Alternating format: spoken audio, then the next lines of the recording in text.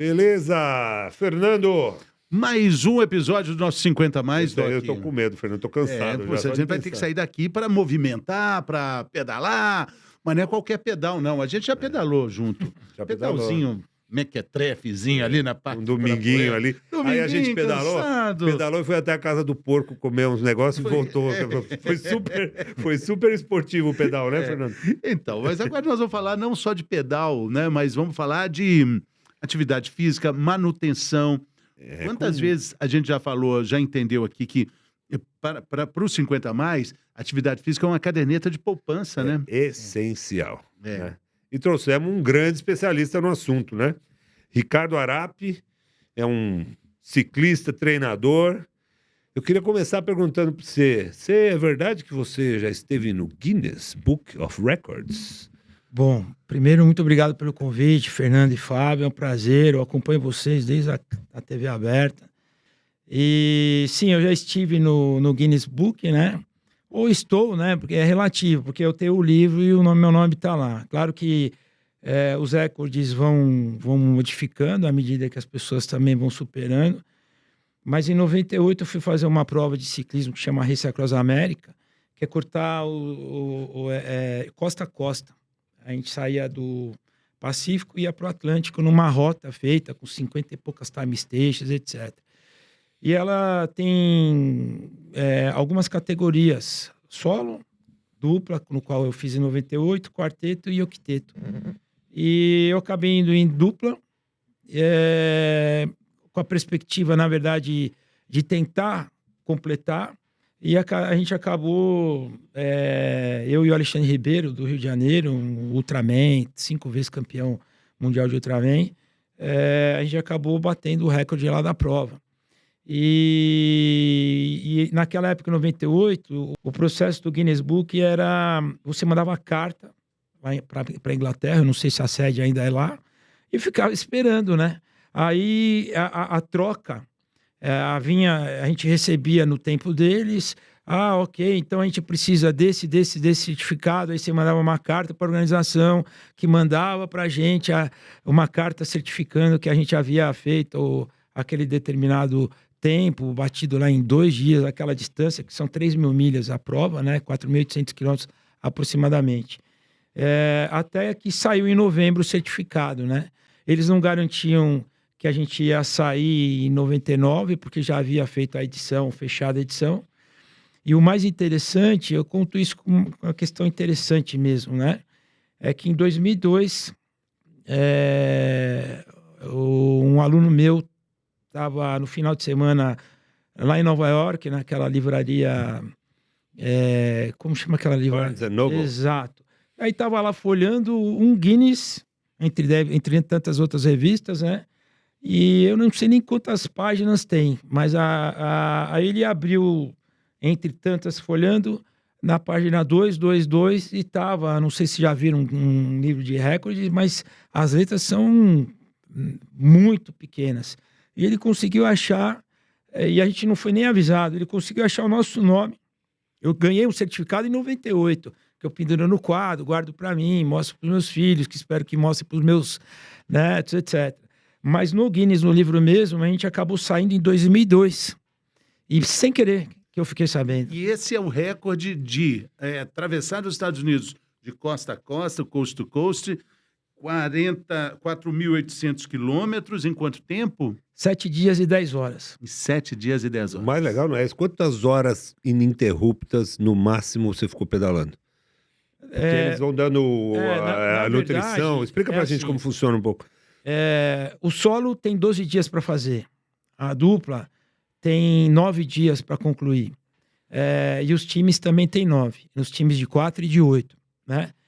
O solo sai numa terça e os outros times saem no sábado. Dessa semana sai segundo fim de semana de junho. Sempre em junho. A prova tem mais de 30 anos. É uma prova para pessoas alternativas, sabe?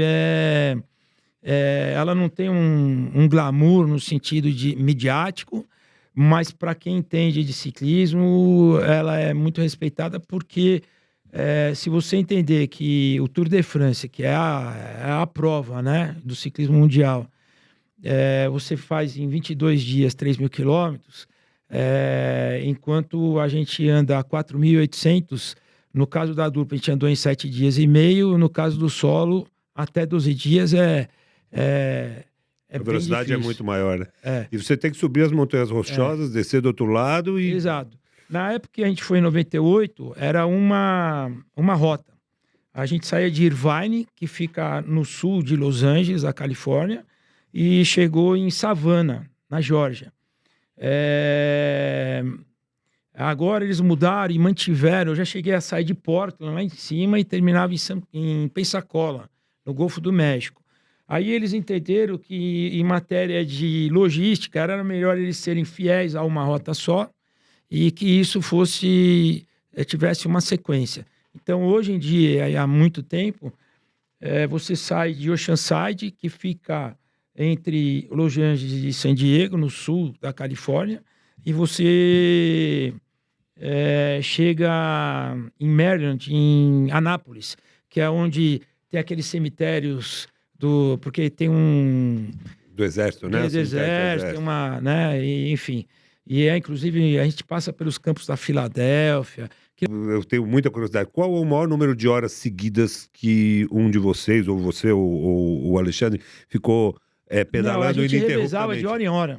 De uma em uma hora? Então, se considera o dia tinha 24 horas, você pedalava 12 e o meu amigo pedalava 12. E alternando, só que revezava, na verdade, para ser muito preciso, das 6 da manhã às 6 da tarde, a gente fazia revezamento de hora em hora. Então, davam 6 turnos de 6 horas, de 1 hora, perdão. À noite, das 6 da noite até às 6 da manhã, a gente fracionou 2, 3 e 2 horas para poder dormir. Então, eu pedalava 2, ele descansava 2, aí ele pedalava 2, descansava 2. Aí vinha 3 e 3. Aí começava 2 e 2, e aí começava o dia de hora em hora. E aí você passa pelas montanhas rochosas, né? São 4 subidas de 11 mil e poucos pés, né? São 3.500 metros. E ganha uma massagenzinha no trailer? Ganha massagem, hidratação. Imagina a estrutura. Imagina. Não, tem que ir de motorhome. Você não... Agora, voltando um pouco aqui para nossa vidinha, né? Da bike mesmo. Tava curioso. Isso aí eu não podia deixar de perguntar, porque eu estava bem curioso. Maravilhoso. Mas o que a gente pode... Até onde a gente pode chegar, né? Assim, galera com mais de 50. Sim. São Paulo hoje tem uma oferta maravilhosa de ciclofaixas, Sim. né? A tendência da ocupação dos espaços públicos para atividades físicas, ela vai ser crescente. E a privatização dos espaços públicos exemplo, o Parque do Ibirapuera, como, por exemplo, o Parque do Ibirapuera, ela vai ser irreversível. Maravilhoso. O Parque do Ibirapuera está muito bacana. Bonito, Seu quintal de casa, Doc. Maravilha, né? O que era e o que é hoje. A gente sente o início da mudança negativo, porque não tinha estacionamento a cobrar, etc. Mas na hora que a empresa privada começa a construir as parcerias e aí passa a ter o retorno, preservar os banheiros... O Vila Lobos também está num caminho muito, muito bacana, o Parque do Povo também. E a tendência é crescer isso, estender para as praças, enfim.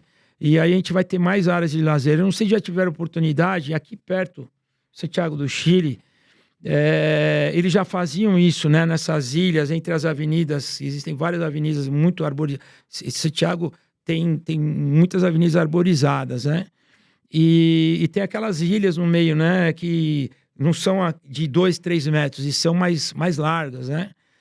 E eles urbanizaram aquilo no sentido de lazer há muito tempo. Pois é, um convite para essa... As pessoas ocuparem busca os espaços, né? O Brasil é um dos campeões mundiais de sedentarismo, né? Sim. Gente que não consegue fazer... Vocês têm esses números mais... Temos uma parcela imensa, quase metade da população não consegue colocar 150 minutos semanais de atividade física na rotina. E você sabe, eu não sei se já fizeram alguma pesquisa sobre aparelhos de fitness, né? Eu não tenho os números precisos, então eu não vou nem me arriscar. Mas eu tenho a proximidade com as empresas que, no mínimo, são vendedoras, nem as importadoras de aparelhos. E é um mercado que, mesmo em crise, os aparelhos residenciais, eu não estou nem falando daqueles que você monta as academias, os condomínios, eu estou falando do indivíduo que compra uma esteira Pra sua casa, que está longe de ser uma profissional, é uma esteira mais frágil, etc., continua crescendo. Eu vi um post daqueles rápidos que aparece no Instagram, do The Rock, e que fala: ninguém vai fazer mais do que eu acordo 4 horas da manhã. 4 horas da manhã eu acordo, né? Agora, eu quero dizer isso, não quero diminuir o sucesso dele, mas ele mora num país desenvolvido, que 4 horas da manhã é fora da média. Mas todos nós trabalhamos em empresas, ou temos colaboradores, ou pessoas que nós conhecemos perto. Eu lido com gente, você lida com gente, você é jornalista e tem formação o tempo todo, né? Que saem antes disso para pegar 2 horas de condução, para chegar em determinado horário, bater o ponto, para trabalhar 8 horas, ficar muitas vezes de pé, escutando barulho de máquina, etc. E depois encarar mais 2 horas. E muitas vezes elas chegam em casa à meia-noite e vão sair 3, 4 horas da manhã de novo. Eu moro num condomínio que o turno é de 12 em 12 horas. Aí eu pergunto, no mundo real, né? Porque eu falo para os meus filhos, né? Eu não conheço a sua vida, Fernando, mas um pouco da vida do Fábio, e nós temos filhos, se não pequenos, adolescentes. Então, a gente repete sempre, né, que nós somos privilegiados, né? Porque quando a gente não consegue fugir desse bendito gráfico da pirâmide, nós fazemos, mesmo que a gente veja alguém muito mais bem-sucedido que a gente ainda faz parte do pico da pirâmide. E quando você coloca esses números, isso no meu entender, sem fazer pesquisa aprofundada, mas só no dia a dia e no olhar de lidar com pessoas, a base, que são essas pessoas que acordam antes do The Rock que elas não têm nem escolha, porque elas vão trabalhar de 12 em 12 para poder, obviamente, ter um salário melhor, etc, etc. Elas têm que lutar para entrar e sair da comunidade com vida. Claro, com vida. Faz sentido Então, isso. esses números, eles não são... Fica difícil você falar num preparo físico, E sem banalização. Você não caminha, porque você não caminha. Fala, amigo, eu já caminho. Eu caminho 2 horas de pé, no e ônibus. tem uma série de outros componentes que só pioram essa estatística. Por exemplo, o acesso à alimentação. Essa alimentação que é mais barata, que tem mais facilidade de carboidrato, acesso. gordura hidrogenada. Os salgadinhos. Outro dia eu estava lendo uma pesquisa dizendo que a comida mais natural, a comida com essa saudabilidade, entre muitas aspas, ela paga mais imposto, né? Sim. Então ela é mais cara também por isso. Então, E mais além de ser mais difícil cara, se também alimentar. estraga mais. Se você não comer quando tá frio, você não come. Então você não pode se dar o luxo de perder um negócio. Eu não tenho o fundamento da pesquisa, mas quando vocês perguntam para mim, sem fundamento, eu entendo que quando você fala que o brasileiro metade, é só você olhar o gráfico da pirâmide. É verdade, Isso é meu ponto de vista, não é embasado. Com a alimentação, com o aumento da obesidade, e a roda gira dessa Vai forma no shopping perniciosa. center, naquelas fast foods, lá nas praças de alimentação, e aí os colaboradores que trabalham lá, eles almoçam, obviamente, antes ou depois, né? Cada um tem lá o... Puxa, você percebe que, na verdade, eles estão fazendo uma refeição que eu não sei se eles fizeram ao sair, e eu também não sei se eles vão fazer depois. E outra, é insalubre comer a quantidade, falando de saúde agora, e sem querer ultrapassar a linha do nutricionista, porque eu não sou nutricionista, nem tenho capacidade, e eticamente também não poderia, mas falando, como eu estou envolvido com a área de saúde, falo com o médico, falo com o nutricionista, com o psicólogo e etc., e lido com pessoas, você vê aquelas pessoas comendo aquela quantidade maciça, grande, de uma vez, aquilo também não é saudável, né? Mas, obviamente, tem um porquê. É a questão de aprofundar, né? Tem um porquê. E aí, falar de atividade física, a gente ainda tem o problema tabagismo, do cigarro, né? E como é que faz para um cara de 50 anos que não está muito em forma, que não fez a Race Across America aos 30, né? Aquela pergunta lá. Como é que faz? Tem limite para você começar a fazer uma atividade física? Qual é a maneira de se fazer isso, vamos dizer, de uma maneira saudável e que tenha chance de um bom resultado? Bom, primeiro, a gente tem que, em atividade física, quando você quer buscar resultado, eu gosto de associar as profissões, né? Eu não sei a rotina das pautas do jornal, mas eu sei um pouquinho porque meu irmão é médico, meu pai era médico. Quando senta um paciente lá no seu consultório, você vai escutá-lo, tentar entender, interpretar. Você tem a tua experiência, feedback, tem seu laboratório que você traz consigo das pessoas que já sentaram e tudo aquilo que você já viu do Xingu ao hospital. E aí você vai passar aqueles exames para certificar, antes mesmo de dar o diagnóstico, o que é. Então, eu vou falando da minha profissão. Senta uma pessoa para conversar comigo, independente da idade, mas aqui a gente está focando, e eu não vou fugir dos 50 a mais, a gente vai analisar, quando conversar com a pessoa, o histórico familiar, que abre, né? Nós temos pessoas com doenças na família, né? Eu tenho 2 tios que morreram com câncer de próstata. Irmãos. E meu pai, eu não sei se morreria com câncer de próstata, porque ele morreu com aneurisma. Então tem histórico familiar, histórico clínico atualizado, porque tudo pode mudar. A Renata, minha mulher, ela faz exame, porque a mãe dela teve câncer, 5 cânceres, ela fazia exame de janeiro completo.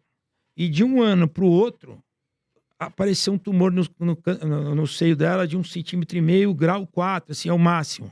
Não sei se em matéria de grau o 5 é o maior ou o 1. Depois você me corrige, Fábio. Eu só sei que era o penúltimo. Agressivo demais. Então, você tem que ter clínico, você tem que passar por uma bateria de exames, exame de sangue, né? A gente já detectou, e com isso a gente conseguiu fugir de uma possibilidade de aborto numa mulher que estava grávida. E ela era uma pessoa super disciplinada, ela sentou, queria começar a fazer atividade, eu passei os exames para ela, porque eu passo os exames para trazer garantia para nós e para ela. Eu não faço a leitura, inclusive eu peço para que um médico dela, de confiança dela, deu o aval. Mas o fato eu não estou querendo criar obstáculos, só para vocês entenderem a importância, principalmente na nossa faixa etária. E aí ela saiu de lá e foi fazer exame. E já detectou no exame de sangue que ela estava grávida, que ela nem sabia. Ou seja, ela estava com menos de 3 meses. E eu também trabalho com gestação, com pessoas, obviamente com mulheres gestantes. Então, o que acontece? A gente sabe que até 3 meses o feto está se formando. Como pais, a gente aprende por causa das mulheres que aprendem por causa dos ginecologistas. Então, poderia errar fazendo qualquer atividade física que pudesse expor ela ao aborto, né? Então, tem essa situação. Aí, a gente vai determinar histórico esportivo. Eu nunca fiz atividade. É fumante, tabagista, está tomando algum médico, está tomando algum remédio diferente do que... Uma coisa é você tomar um multivitamínico, a outra é você tomar um antidepressivo, e outra, que nível de antidepressivo? Eu não tenho profundidade para analisar a profundidade, a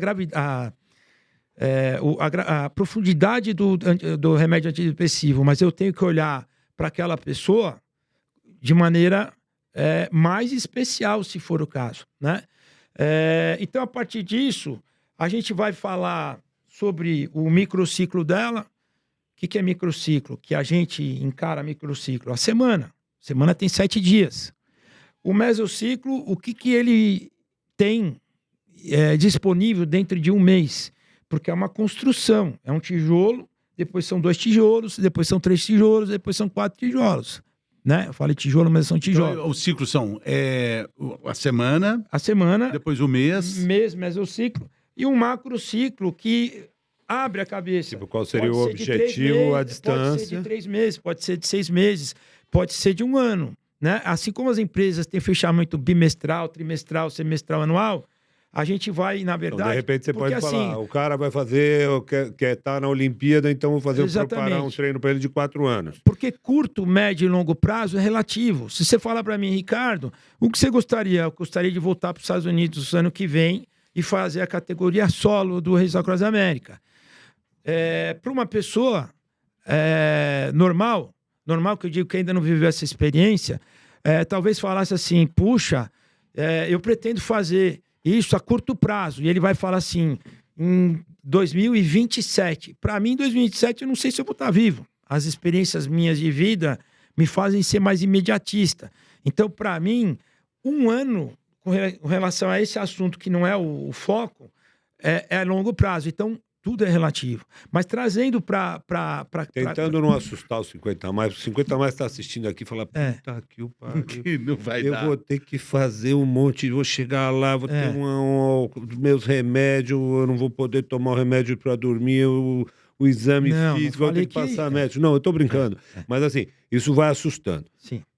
Quando um cara tem 50 anos, tem jeito dele entrar e começar a fazer uma atividade e ele chegar a uns 70, falar assim, puta, esse cara é atleta, é um velho atleta. Tem. E como que funciona isso? Tem alguns cases aí de...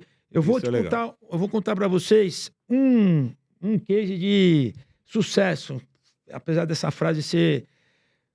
Dr. Antônio Pinto, advogado, chegou até mim, na época ele tinha 65 anos, foi recomendado por um outro aluno, falou assim, Ricardo, tô vindo aqui, tava com o envelope debaixo do braço, gostaria de correr uma maratona para fechar meu ciclo profissional, para eu me aposentar, e falaram que você pode me ajudar. Já corria? Não, ele jogou futebol a vida inteira. Foi presidente do Clube Ipiranga, etc. Jogar futebol nem sempre é muito saudável. Não, então, né? você imagina o joelho dele. Daí ele começou, aí começa, né? A capivara, né? Eu falei assim, ó, tio Antônio, eu preciso disso, disso e disso. Isso no Parque do Ibirapuera. Ou seja, não era um cara... Não era um sedentário. Era um sedentário. Mas o tipo de esporte é bem diferente de um corredor. Eu sei, E a mas idade? eu vou te contar depois de uma mulher... queria correr uma maratona que tem 42 quilômetros. Exato. Aí, falei assim, Antônio, eu preciso dos exames, etc. E ele começou, eu tenho uma artrose no joelho. Falei, Antônio, eu preciso conversar com o seu ortopedista. Não, o meu ortopedista está aqui, ele disse que eu posso fazer. Só tem que fazer um cuidado especial. Eu falei assim, eu fiz o cateterismo, etc, etc. Antônio, eu preciso falar com o seu cardiologista. Aí ele tirou... Também pode fazer. Cara, os dois médicos, né? E o meu aluno que indicou também na mesma faixa etária. Aí, enfim, ele quebrou a minha perna, né? Ele tinha a perna ruim e ele quebrou a minha perna. Aí vem a terceira novidade. Sobre curto, longo e médio prazo, né? Era agosto. Antônio, beleza. A gente, então, vai trabalhar, vai ter que criar uma situação, uma rotina, a curto, médio e longo prazo, micro, macro, meso, pro senhor, beleza? Claro, a maratona é só em novembro. Eu tive 3 meses para trabalhar. Ele estava em que mês? 3 meses para trabalhar uma pessoa que nunca tinha corrido. Tinha corrido futebol, mas nunca tinha... Né? Com esse histórico de cateterismo, etc, etc. Se você perguntar para mim se eu me senti confortável de trabalhar, não. Mas a gente fez uma operação... Porque, assim, falando de fisiologia, que é aquilo que eu posso falar, que está dentro da minha área, o corpo reage entre 8 e 12 semanas. 8 no mínimo e 12 semanas. O que é reagir de maneira positiva? Reagir de maneira positiva, construtiva. Qualquer estímulo de maneira orientada, condicionada, assertiva que você der, o seu corpo vai responder entre subidas e descidas até no máximo 12 semanas. Às vezes, eu que cruzei os Estados Unidos, o meu corpo já reage na 8ª. Ou seja, se eu não der um descanso, se eu não provocar um pico de recuperação, mesmo que seja ativo, ou seja, faça uma atividade, mas divido pela metade durante 7, 15 dias, eu vou pagar um preço. Qual é o preço? Me lesionar, dor no joelho, insônia, mau humor, ao invés de fazer aquilo com facilidade que eu já estava fazendo, eu começo a fazer com dificuldade a mesma coisa que eu fazia, eu paro de... É a entrada do overtraining, que você não recupera em 2, 3 meses. E eu não estou falando de performance, eu estou falando de performance pessoal, estou falando de evolução de condicionamento físico para todas as pessoas, para o ser humano. Isso é fisiologia, Bíblia da fisiologia. E às vezes um sedentário tem uma capacidade natural que ele consegue suportar até 13, 14 semanas. Ah, Ricardo, como você sabe? Eu não sei se não for em cima da prática. Nem esses exames no início vão comprovar ou vão afirmar essa variação. Então, o que a gente faz responsável, que a gente é e se sente? A gente trabalha com macrociclos de 12 semanas, mas considerando 8 e tendo 4, que praticamente é 50% de gordura. O Fábio vai para o Xingu, pega um resfriado, começou a correr, teve apontamento da dor no joelho, apontou dor no ciático, tem um casamento lá no interior de São Paulo, não sei o quê, tá na gordura, né? Eu comparo muito com a questão do avião, né? Você pega um avião, a gente sabe que se você tem uma pista de 3 quilômetros, o avião tem mais... Porque o risco está na decolagem e tá na descida e na subida. Então, uma pista de 3 quilômetros, um avião vai ter mais segurança, tanto para aterrissar quanto para decolar. No caso de 8 semanas, você diminuir isso. De 3 para 2 quilômetros a pista. Então, você tem menos margem para errar. Muito mais. Claro. E o corpo é uma máquina. 2 meses. Exatamente. E o corpo é uma máquina. Inclusive, eu uso essa metáfora dizendo que ele é tão perfeito, o corpo, que o comando, a sala de comando está aqui na cabeça, né? Você consegue analisar e comandar todos os seus gestos de cima para baixo. Analisar. Então, quando a gente traz, por exemplo, a história do Seu Antônio, foi um sucesso, mas não é nem por essa história que foi pegar um avião, um Airbus, e subir em Ribeirão Preto, que eu nem sei qual que é o tamanho, mas eu acho que deve ter uma pista um pouco menor do que o normal. Ribeirão Preto, mas numa pista menor. Foi isso que a gente fez. Então ele treinava de correr, a gente preparou bolsa de gelo, de 6 em 6 quilômetros, bolsa de gelo. Ele caminhou e correu, etc, etc. E a proposta era caminhar e correr, ele terminou. Mas o melhor vem aqui, porque é o que a gente quer falar, que é inspirar as pessoas. Não é correr em 42 quilômetros, mas o que a atividade física pode fazer independente do tempo que elas começarem. No caso, o Seu Antônio começou com 62 anos. Esquece maratona. Depois disso, ele nunca mais parou de trabalhar.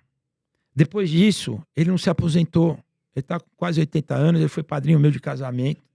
Tamanha a minha admiração por ele e a gratidão que ele teve por mim. Não é para me enaltecer, porque se você perguntar se queria ter feito o que você fez, não, né? Por causa então, de risco. Ele continuou treinando Continuou depois treinando disso. E como ele tem posse, ao invés de correr uma maratona, porque ele também não é louco, ele começou a correr meia maratonas pelo mundo afora, porque ele sempre viajou com a mulher, etc. E essa maratona em questão, qual foi? De Nova York. A de Nova York. Eu tenho um casal que se separou, eu conheço um casal que se separou, que o marido foi tenista ex-profissional e a mulher nunca fez nada de atividade. Aí sim nós estamos falando daquilo que talvez você tenha perguntado no início. Uma pessoa que nunca fez... Porque o Seu Antônio jogou futebol, né? Mas a artrose era do futebol. Ela nunca fez nada, mas nada. E aí eles se separaram. Quando eles voltaram, eles resolveram fazer uma prova de corrida, curiosamente, porque eu lido com bicicleta, com corrida, com aquilo que envolve bicicleta, corrida, triatlo, enfim. Mas eu também trabalho com mundo corporativo, com atividade para colaborador. Então, eu não quero ficar falando de maratona, porque só de maratona associar a maratona como... Justamente nós estamos pensando no cara normal, num cara que vai lá dar corridinha nele. Eles combinaram, já que eles se juntaram, porque ela não fazia companhia para ele, no sentido esportivo, né? Ele era super ativo. Então ela resolveu viver o mundo dela, como ele também resolveu incentivar ela, porque ele também, com isso, se afastava dela. E aí eles criaram um projeto Maratona de Nova York. Só que aí foi do jeito certo, 1 ano e meio, começou caminhando e terminou caminhando, porque ela caminhou 42 quilômetros na Maratona de Nova York. Caminhou. Caminhou, e eu vou te contar como. O fato é que nesse processo todo, até a gente atingir as 12 semanas que antecediam a maratona de Nova York, porque aí você faz um macrociclo visando aquele objetivo fim, que é a maratona de Nova York. Foi 1 ano e meio de preparação, de construção. Você tem engenheiros na família, seu pai, irmãos. Era um prédio, um alicerce, você tem que montar aquilo que ninguém vê, né? Que é lá a base. Ela caminhava, ela corria enquanto eu caminhava do lado dela. Eu caminhava devagar e ela fazendo um momento de corrida. E foi assim durante 1 ano e meio, inclusive nos treinos longos, etc. Muito bem. Chegou na maratona de Nova York, ele foi lá, fez bonito, etc, né? Eu até fui convidado por eles para poder participar da maratona, não correr nem com ela, nem com ele, ter participado. Terminei minha prova, desci lá na Broadway, no hotel ficava no meio da Broadway, desci a pé, tomei banho, banheira, não sei o quê, voltei, fiquei na arquibancada, a arquibancada foi se esvaziando, porque tem uma arquibancada quando você chega de 1 quilômetro e todo mundo que fica lá esperando. O pessoal começou a limpar. Não, foi diminuindo o número de pessoas, eliminou o número de pessoas na arquibancada, os garis limpando, ficou limpo. Eu tô falando que eu fui correr, que eu fui tomar banho, que eu tomei banho de banheiro, que eu voltei andando com a perna dura, que eu sentei na arquibancada, que era de repente eu comecei a ficar preocupado, porque a previsão era 7 horas, não sei o quê, e nada. Você fez em quanto? Eu fiz em 3 horas e 10 minutos. Aí, comecei a andar no sentido contrário, 1 quilômetro, dentro do Central Park, e ela foi correr com a camisa do Brasil, né? Cara, de repente eu começo a escutar, ela tinha uma gargalhada, a gargalhada dela era única, né? E ela fazia, nessas provas de rua de São Paulo, ela fazia questão de ser a última, porque assim como o primeiro tem o batedor, a última tem a ambulância que faz uma festa enorme. Então ela lutava para ser a última nas corridas de 5, 10 quilômetros. E o marido, cara, tinha chegado já? Já tinha. O marido foi lá também. Falei, fica aqui, Kiko, que eu vou ver o que aconteceu. Aí quando eu vejo, ela tá lá ganhando e brincando com os garis, cara. Parecia, sabe, negócio de carnaval. Juro, cara. E assim, é inexplicável. Porque não houve um treino para isso.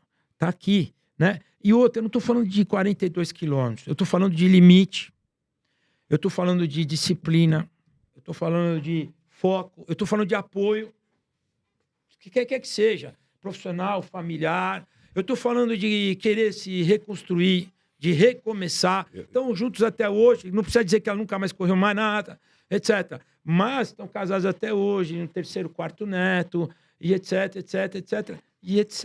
Ele falou uma coisa, mas eu tenho uma coisa para perguntar. E a tal da ideia de que dá um prazer, de que você tem a endorfina, mas que aquilo você pode explicar. Eu vou ser honesto para você. Eu faço esporte, você sabe que eu sempre faço, não faço, Sim, não sou um grande, cavalo. não sou um grande atleta, mas pedalo, eu faço meu esportezinho. Mas eu não senti ainda essa tal da endorfina. Você já sentiu, Fernando? Claro, não, sente sim. Mistura um pouco com a sensação de dever cumprido, né? Sim. Tá ali misturado tudo. Você já sentiu assim, também? eu não poderia... sei, endorfina. Já, sim. Tipo, eu imagino endorfina. Não é um negócio que coisa assim, também boa. não. É que o Fabião, ele gosta de cavalo, né? Eu sempre gosto de falar, eu comecei a correr com um grande amigo, o Zé Rubens Delia. Sim. Foi o cara que me incentivou e que fez eu entender que era Sim. possível. Então você vence aquela dorzinha lateral ali, que vem aqui, e tal, e vai embora e consegue andando primeiro. E minha prova de estreia foi a São Silvestre. Já corri 6 vezes. Que legal. É maravilhoso, eu gosto de dizer com muito orgulho que eu fui... quando eu corri, na minha categoria eu cheguei em primeiro lugar. Pô, que legal, parabéns. A minha categoria só tinha eu. Ah, vai. Só eu. Que era? Com aquela dor, com aquele tornozelo inchado, o joelho doendo, nessa categoria, eu. Só eu. E eu ganhei, porque eu ganhei de mim mesmo. Sim. E a São Silvestre tem Exato. 25 mil categorias. Exato. Cada um tem a Cada sua. um tem a sua. Você foi perfeito. Você foi perfeito. A sua brasileira lá em Nova York, Sim. ela foi campeã da categoria dela. Eu vou falar, a Fernanda Keller, que foi a melhor triatleta nossa, representante no Ironman Havaí, que é o campeonato mundial que acontece todo ano, é no Havaí. Você precisa ter pré-classificação, resultado em algum Ironman do mundo, para poder ganhar o direito do Avaí. Ela foi a nossa... e ela sempre falou que você tem que aplaudir, não é... Ela falava, e sem demagogia, não ela que chegava em primeiro, que fazia isso todo dia, que nem um cavalo de corrida, que você tá na baia, põe para treinar, volta, come, dorme. Não, com as pessoas que têm que trabalhar, que tem não sei quantos filhos, que pega às vezes 2 horas de condução, você sabe que na São Silvestre tem uma categoria de garçom, você já viu? Os caras correm com a bandeja. Já viu isso? Tem o Papai Noel, tem o Zorro. Não, mas o garçom é muito legal. Quando você vê o Lampião, você tá subindo a Brigadeiro, passou o Lampião por você. Sim. Passa o garçom segurando. Sim. Passou o Papai Noel. Sim. Passou a Maria Bonita. Passou você fala, todo mundo. Sim, Daqui a pouco só a ambulância tá atrás de você, igual a moça lá. Aí você vai embora, né? Aí vai embora. Não, e é um momento, especificamente no caso da São Silvestre, todo mundo no dia 31 já relaxou, né? Até quem tem que trabalhar antes ou depois, quando ele tá lá, é aquele clima, né? Maravilhoso. É uma festa, antigamente, quando era à noite... Chegava perto da meia-noite. Não, mas pegava a chuva de verão. Então, não era raro você correr, inclusive, debaixo daquela enxurrada, de você colocar o pé e afundar, sabe, nas valetas, tá? Porque você corre nas ruas e tem enxurrada na Brigadeiro e tal. Mas aquilo parecia um presente. Por quê? Porque, sabe, para lavar a alma, aquela pular a onda, na verdade... Já corri com chuva, com sol, é maravilhoso. Maravilhoso. E é esse, eu acho que é disso que a gente está falando aqui. Sim. Esse esforço é seu, né? Recebi um post, um copo meio vazio com algumas gotas, e aí mais 3 fotografias, e de gota em gota o copo na quarta estava cheio, né? E aí o que estava querendo dizer dentro daquilo é a questão da constância, né? De gota em gota, você enche um copo. Falando de saúde, principalmente na nossa faixa etária, é melhor de gota em gota você chegar mais longe. Eu quero ver meus netos, eu quero mostrar o livro do Guinness para os meus netos. Eu consegui chegar 2 anos depois que meu pai morreu com 54, né? Morreu na minha mão. Eu fiquei fazendo contagem regressiva no final desses 54, Fernando. Falei assim, puxa, já superei meu pai. Não no aspecto de competitividade, mas nessa hora que você perde alguém que você gosta, e tão cedo, e porque ele também não se descuidava, cabe aqui talvez até um encaixe no nosso bate-papo, era outra geração, né? Eles fumavam com 10, 12 anos de idade o Marlboro e tal, a geração Marlboro. E cada ano que eu tenho a mais, vou fazer 56, todo dia eu brindo a vida, mesmo que seja com um copo de água, né? E eu não duvidei, mas eu também fiquei na dúvida, não duvidei, mas também fiquei na dúvida, se eu ia poder mostrar uma historinha para os meus filhos. Eles já viram. E agora eu estou indo para outra fase. Eu quero chegar para mostrar para os meus netos. E eu espero que as pessoas com mais de 50 pensem dessa maneira. Não precisa falar de religiosidade, de família, nem nada. Mas deve ser uma delícia andar de cavalo com 70, primo. Com 80. Deve ser legal você pegar uma bicicleta, Fernandão, com seu filho, que eu já fiz, que eu comprei um carrinho, trouxe na mala nos Estados Unidos, um supermercado lá no Walmart, aquela charretinha, aquela carrocinha que você prende, né? E você repetir isso com o seu neto. Já pensou? E deve ser uma delícia mais ainda, e eu sei o que é isso, vocês também sabem, não dá trabalho para os seus filhos. Vamos pegar vamos chutar a canela dos nossos amigos contemporâneos de 50 anos. Né? Minha mãe é cadeirante. Hoje, a gente acaba se transformando em pais dos nossos pais. A gente precisa ter saúde. Primeiro, porque a gente não vai torcer para os nossos pais irem mais cedo. E depois, porque eu não quero que os meus filhos me carreguem até o final. Pelo contrário, né?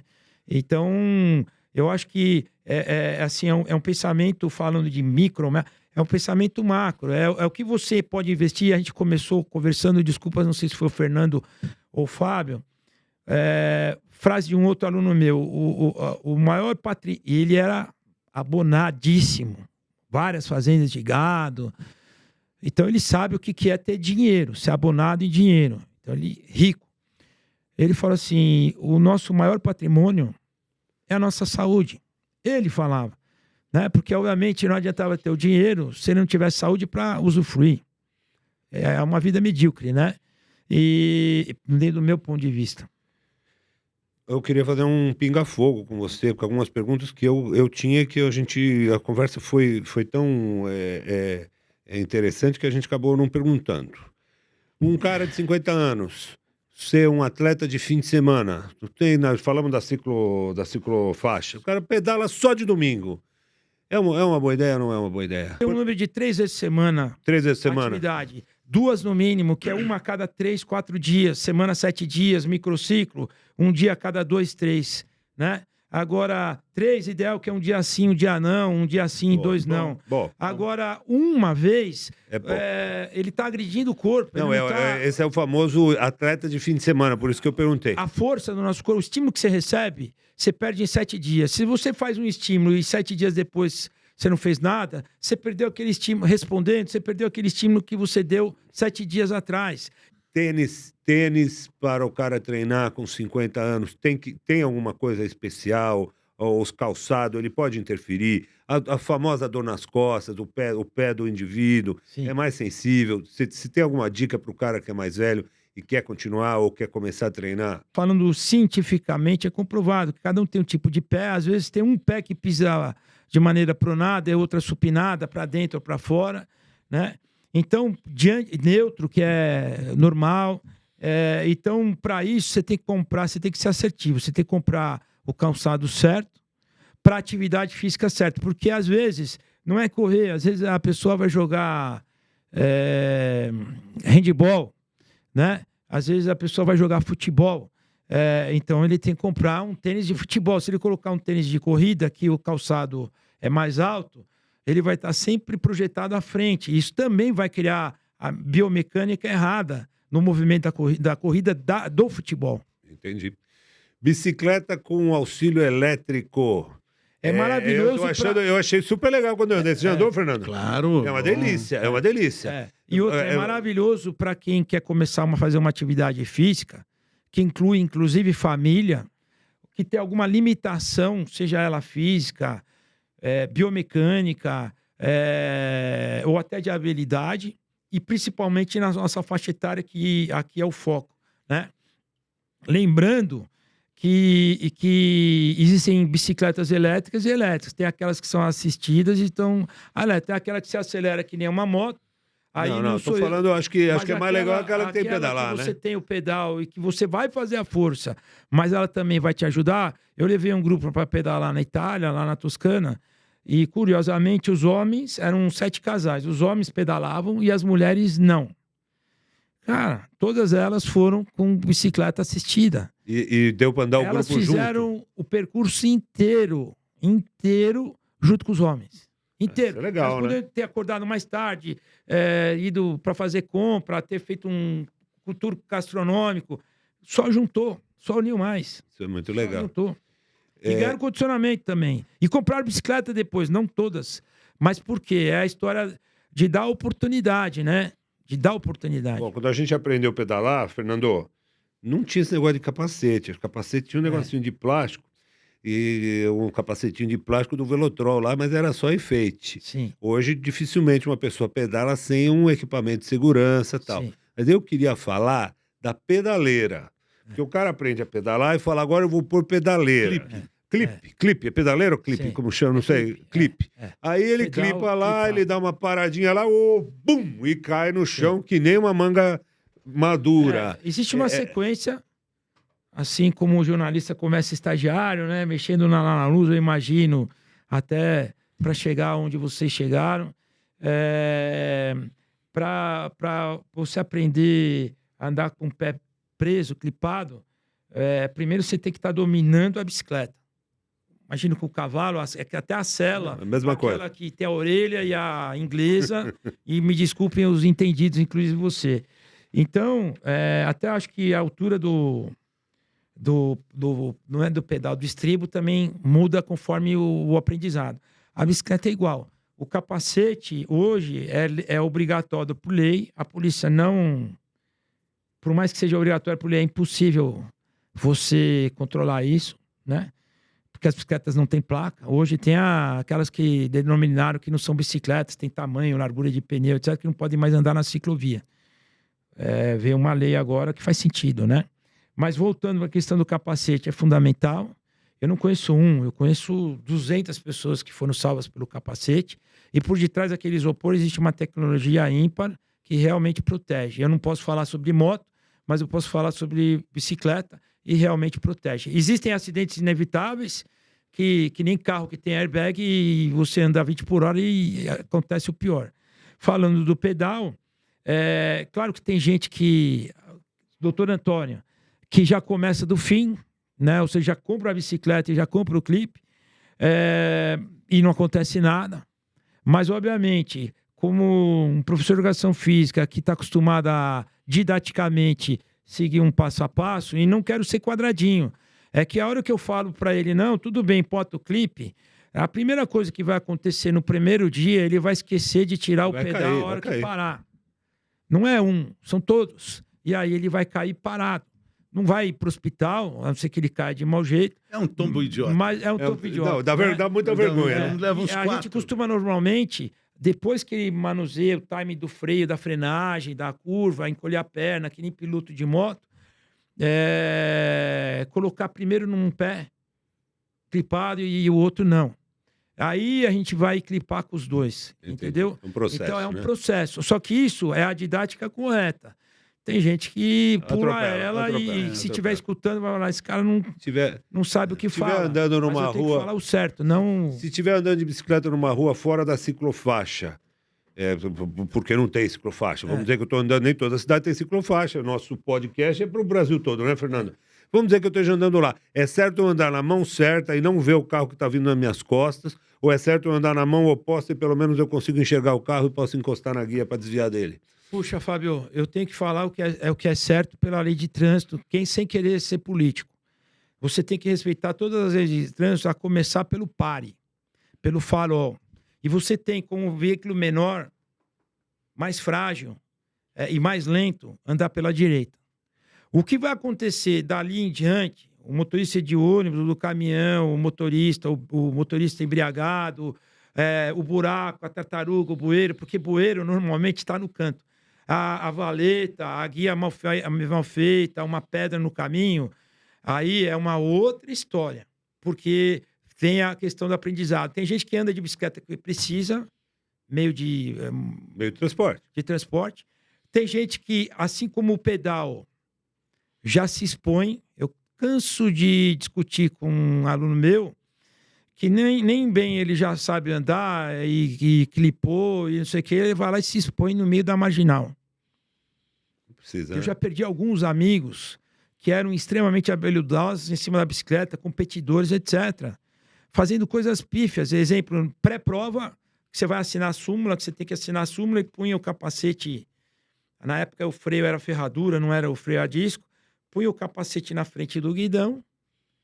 E, cara, sabe lá por quê? Travou o que prende na ferradura, frenagem seca, e ele andando devagar, indo para fazer ao invés de estar na cabeça. Sem o capacete, porque se o capacete está lá, não está na cabeça dele. Foi que nem uma pedra. E acabou para ele. Já tive gente que andava na marginal e ele teve a infelicidade de, quando cair, o caminhão passar em cima da cabeça dele. Eu fui no velório. Então, não é brincadeira, é um brinquedo de gente grande também, mas a gente fica cobrando os nossos filhos brincarem com responsabilidade. A bicicleta, falando de bicicleta, tem que ter uma responsabilidade enorme. É que nem cavalo. Meu filho fazia escolinha lá na época de Santa Mara, porque tinha um projeto bonito, que era social, etc. Eu não era sócio, nem tinha cavalo. E ele amava, 3, 4 anos, e participava de subir tronco, aquelas coisas todas. Uma vez mudou o professor e mudaram o cavalo. Aí veio um cavalo maior, mais arisco, colocaram ele para fazer aquele volteio. Primeira vez que ela levantou o chicote, eu não sei como é que chama, se é chicote, mas é um negócio lá, a vara, o cavalo encolheu o bumbum, e o meu filho de 8, 9 anos, ele deu uma cambalhota de costas. Ele nunca mais quis saber de cavalo. Entendeu? Então, só que eu tô... E capacete, e não sei o quê. E o cavalo, para cair, a altura você já sabe, com mulher de 8 anos, né? Não é pouca coisa. Então, você tem que ter responsabilidade. Então, eu não posso chegar e falar, vamos que vamos. Não. Muito bem. Mas vamos que vamos que fazer vamos. atividade. Não, exatamente. Ricardo Arapi. Muito obrigado. Muito obrigado, querido, por ter boa vindo sorte. aqui. Imagina, Boa eu sorte que na desejo sua sucesso, sua mais sucesso carreira. sempre para vocês. Obrigado, gente. Muito bom.